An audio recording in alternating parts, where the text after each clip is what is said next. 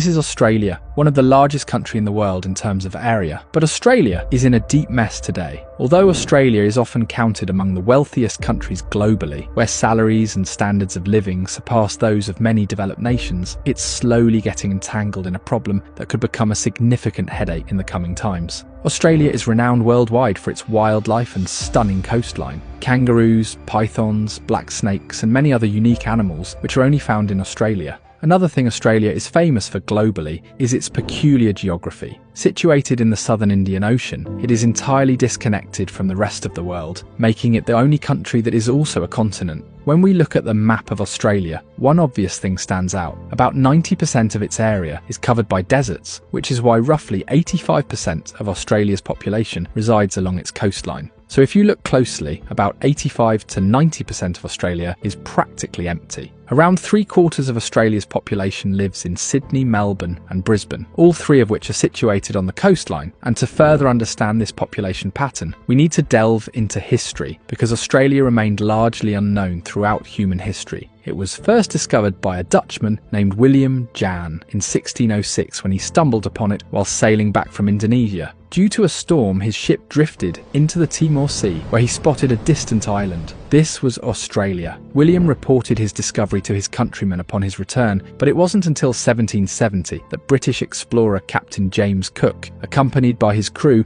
embarked on a voyage and landed on the eastern side of Australia at Botany Bay. When they disembarked, they encountered fierce clashes with the local inhabitants, forcing Captain Cook and his crew to retreat to save their lives. 8 years later, Captain Arthur Phillips arrived here with 11 ships and 300 people and captured this coastline. After bringing this part under British control, they attempted to explore the western side of Australia, but many of their companions fell victim to the harsh desert climate and severe thirst, which forced them to retreat. Then in 1851, Australia became famous when large gold reserves were discovered some 210 kilometres away from Sydney in a village named Bathurst. Over the next 20 years, 40% of the world's gold was being produced in Australia. All this gold was sent to Britain, and the British government used it to maintain the value of the pound.